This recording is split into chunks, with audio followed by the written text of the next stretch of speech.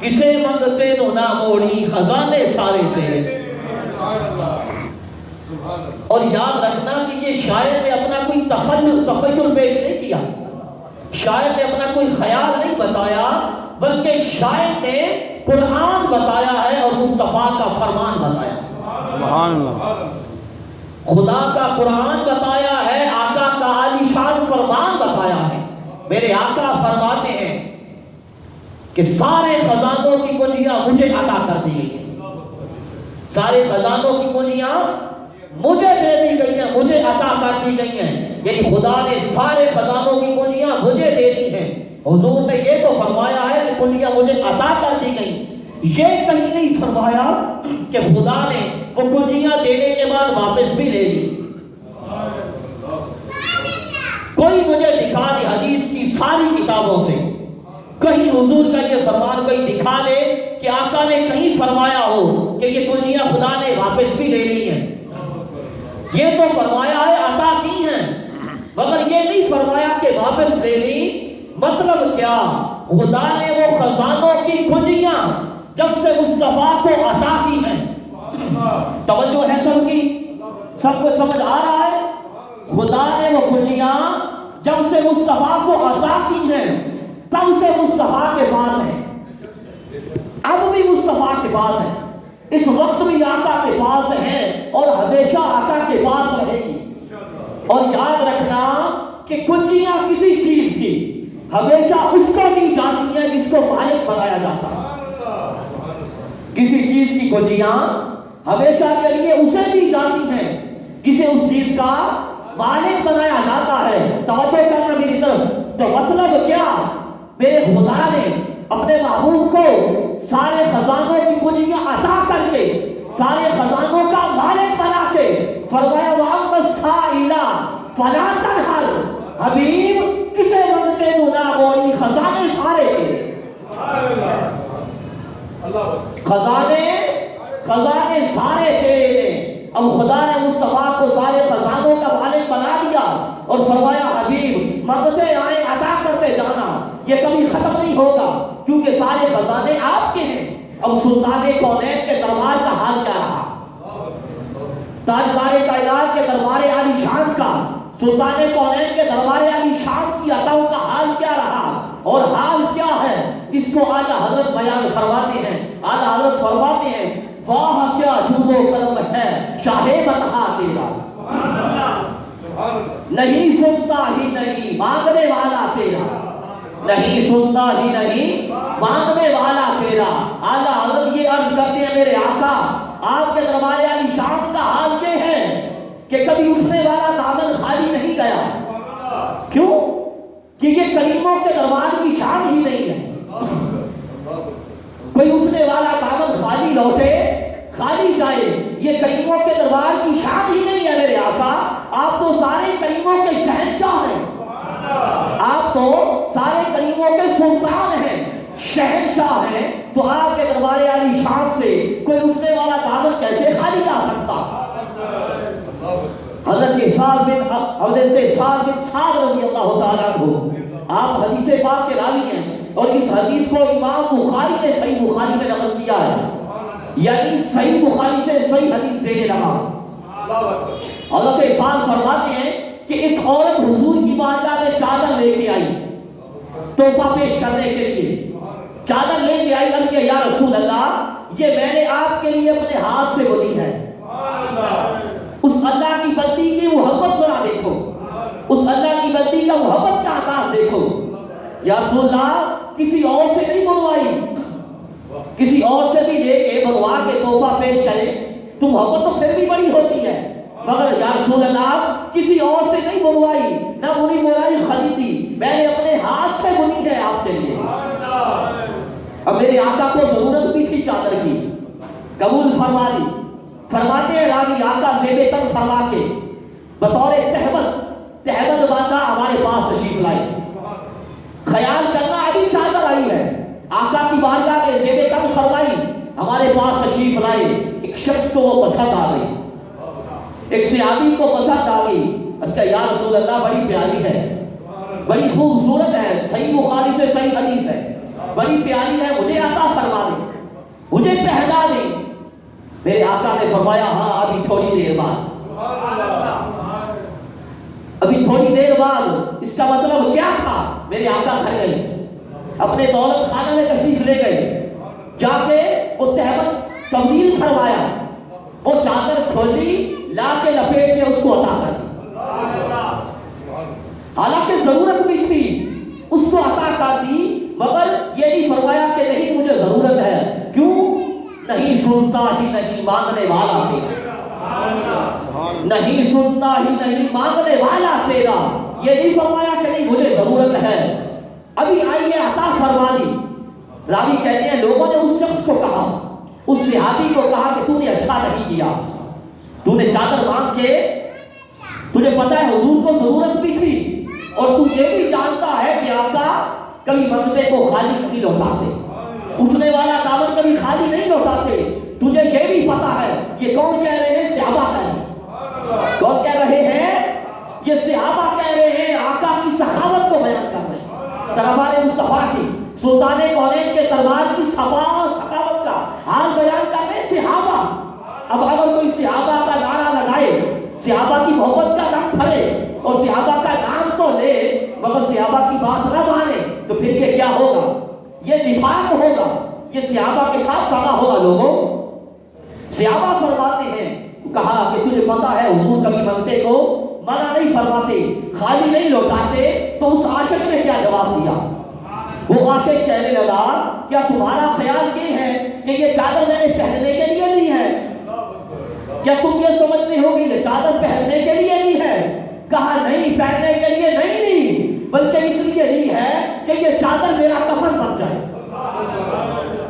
یہ چادر میرا کفن بن جائے۔ اور پھر راوی کہتے ہیں کہ وہ چادر ان کا کفن بنی۔ اس کے پتہ یہ چلتا ہے کہ صحابہ میرے آقا کے تبرکات سے برکت حاصل کیا کرتے تھے، برکتیں حاصل کرتے تھے صحابہ مصطفیٰ کریم کے تبرکات سے، اس دنیا میں بھی کرتے تھے، اس دنیا سے جانے کے بعد بھی کرتے تھے۔ حضرت ثابت بنانی رضی اللہ تعالیٰ عنہ آپ فرماتے ہیں کہ حضرت انس رضی اللہ تعالیٰ عنہ کے پاس آقا کریم کا ایک بال تھا۔ کیا تھا؟ تاجدار کائنات کا ایک مبارک بال تھا۔ حضرت انس کے پاس رضی اللہ تعالیٰ عنہ اپنے وصال سے پہلے یہ وصیت فرمائی۔ کس نے؟ حضرت انس نے، حضور کے خادم صحابی حضرت انس بن مالک، اور وہ ذات ہیں اور وہ صحابی ہیں جن کو ایک دن نہیں، 2 دن نہیں، مہینہ نہیں، پورے 10 سال آقا کی خدمت کا شرف حاصل رہا، پورے 10 سال یہ شرف حاصل رہا، تاجدار کائنات کی خدمت عالی شان کا۔ ان کے پاس آقا کا یہ مبارک بال تھا۔ حضرت ثابت بنانی فرماتے ہیں انہوں نے اپنے وصال سے پہلے یہ وصیت کی تھی کہ جب اس دنیا سے جاؤں یہ آقا کا بال میری زبان کے نیچے رکھ دینا، تاجدار کائنات کا مبارک بال میری زبان کے نیچے رکھ دینا، جب جاؤں تو آقا کا بال زبان کے نیچے ہو۔ فرماتے پھر ایسے ہی کیا گیا۔ جب حضرت انس کا وصال ہوا تو تاجدار کائنات کا وہ مبارک بال ان کی زبان کے نیچے رکھ دیا گیا۔ اب یہ وہ وصیتیں کیوں کرتے تھے اس دنیا سے جانے کے لیے اور آقا کے تبرکات کو ساتھ لے جانے کے لیے یہ وصیتیں کیوں ہوتی تھی، یہ تاکیدیں کیوں ہوتی تھی؟ یہ تاکیدیں اس لیے ہوتی تھی، یہ وصیتیں اس لیے کرتے تھے کہ جب آئیں جائیں آقا کے یہ مبارک تبرکات ساتھ لے کے جائیں۔ کیوں لے کے جائیں؟ اس لیے لے کے جائیں کہ وہ جو اگلی منزلیں ہیں مشکل، وہ جو اگلی مشکل منزلیں ہیں وہ ان کی برکت سے آسان ہو جائے، وہ ان کی برکت سے آسان ہو جائے۔ تو اس سے صاف پتہ چلتا ہے کہ صحابہ کا عقیدہ یہ تھا کہ صحابہ میرے آقا کے تبرکات کو بھی مشکل کشا جانتے تھے۔ صحابہ تاجدار کائنات کے تبرکات کو بھی مشکل کشا جانتے تھے، کیونکہ جس چیز سے مشکل آسان کروائی جائے وہی تو مشکل کشا ہوتی ہے، وہی تو مشکل کشا ہوتی ہے نا۔ اور پھر یہ صحابہ کا صرف خیال نہیں تھا، حالانکہ صحابہ کا خیال بھی ہوتا، عظمت پھر بھی بڑی تھی، کیونکہ تاجدار کائنات کے صحابہ ہیں۔ میرے آقا نے ان کو وہ کچھ عطا کر دیا جو امت میں کسی کو عطا نہ کیا۔ حالانکہ صرف صحابہ کی بات ہوتی، صحابہ کا خیال ہوتا عظمت پھر بھی بڑی تھی، کیونکہ صحابہ کا عمل امت کے لیے مشعل راہ ہے، صحابہ کا عمل امت کے لیے مشعل راہ ہے، عظمت پھر بھی بڑی تھی۔ مگر لوگوں بات صرف صحابہ تک نہ ٹھہری بلکہ پاک قرآن تک کا ٹھہری ہے۔ قرآن یہ فرماتا ہے کہ آقا کے تبرکات مشکل کشا ہے۔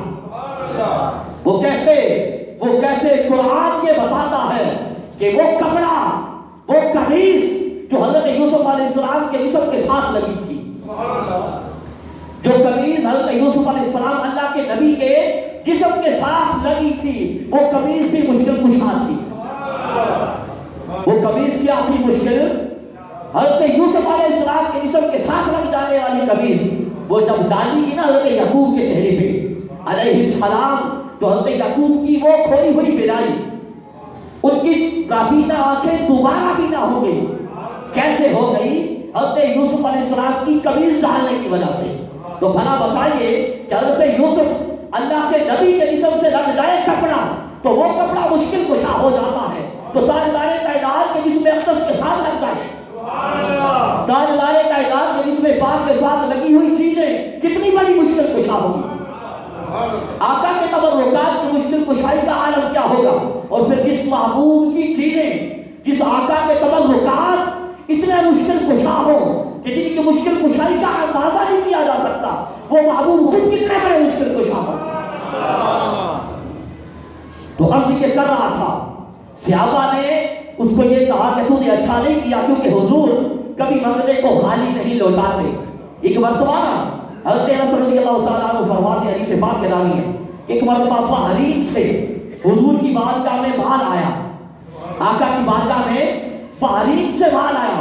حضرت عباس بن عبد المطلب رضی اللہ تعالیٰ عنہ میرے آقا کے چچا جان حضور کی بارگاہ میں حاضر ہوئے، عرض کیا یا رسول اللہ اس میں سے مجھے کچھ عطا فرمائیں، اس میں سے کچھ عطا فرمائیں، کیونکہ بدر والے دن میں نے اپنے آپ کو اور حضرت عقیل بن ابی طالب کو فدیہ دے کے آزاد کروایا تھا، اس لیے آپ مجھے کچھ عطا فرمائیں۔ میرے آقا نے فرمایا لے لو جتنا لے سکتے ہو، کچھ عطا فرمائیں، فرمایا لے لو جتنا لے سکتے ہو۔ اب حضرت عباس نے اپنا کپڑا پھیلایا، دونوں ہاتھوں سے ڈالنا شروع کر دیا، اتنا ڈال لیا کہ اٹھا نہ سکے، کچھ مانگا تھا نا، فرمایا لے لو، اتنا ڈال دیا کہ اٹھا نہ سکے، مگر حضور نے منع نہیں فرمایا۔ کیوں؟ نہیں سنتا ہی نہیں مانگنے والا ہے، جب اٹھانے لگے اٹھا نہ سکے، عرض کہ یا رسول اللہ کسی کو حکم فرمائے اٹھوا دے، فرمایا نہیں یہ نہیں کہوں گا کسی کو کہ اٹھوا دے، جتنا خود اٹھا سکتے ہو لے جاؤ۔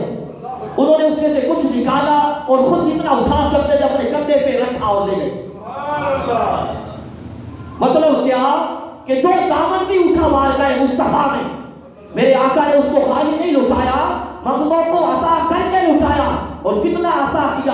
اعلیٰ حضرت فرماتے ہیں میرے کریم سے کر قطرہ کسی نے مانگا، دریا بہا دیے ہیں دربے بہا دیے۔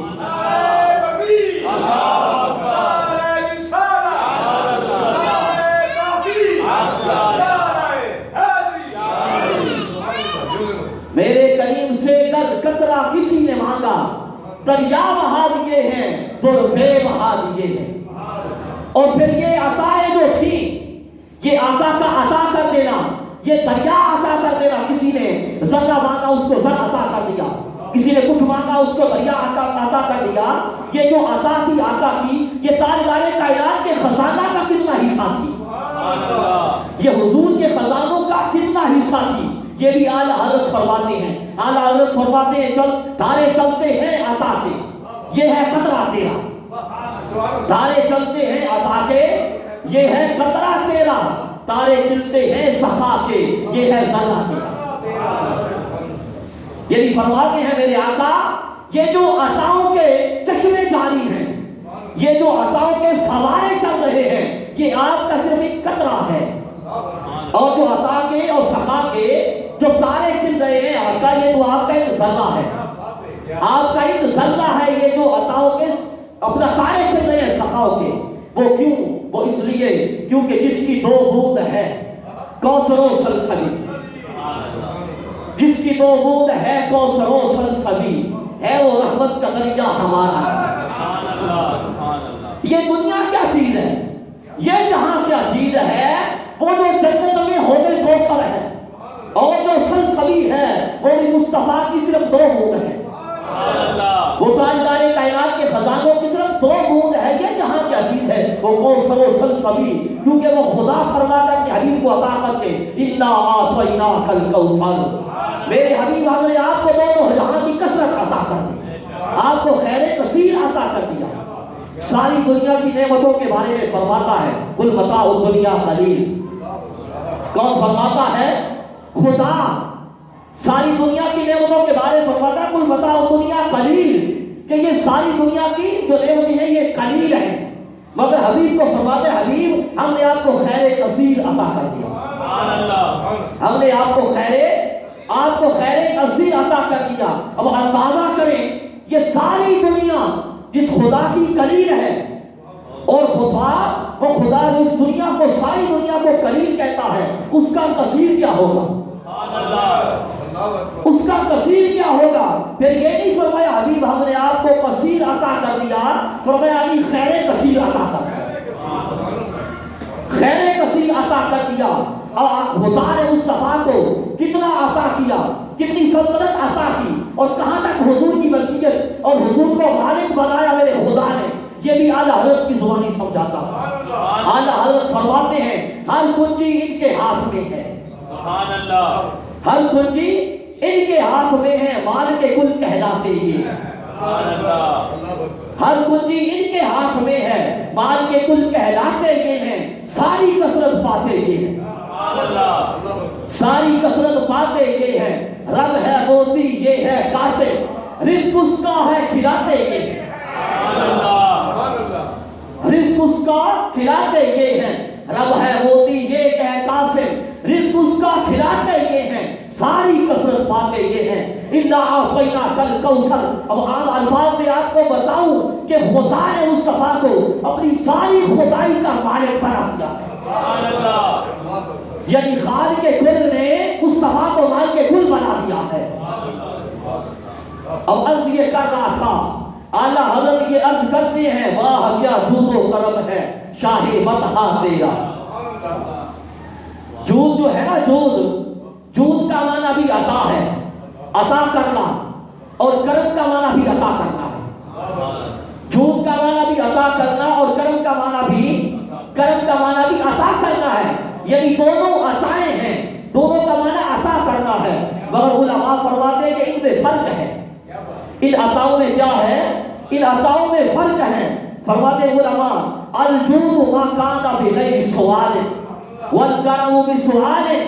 علماء فرماتے ہیں کہ کرم اس عطا کو کہتے ہیں جو مانگنے پر عطا کیا جائے، کرم اس عطا کو کہتے ہیں جو مانگنے پر عطا کیا جائے، مگر جود اس عطا کو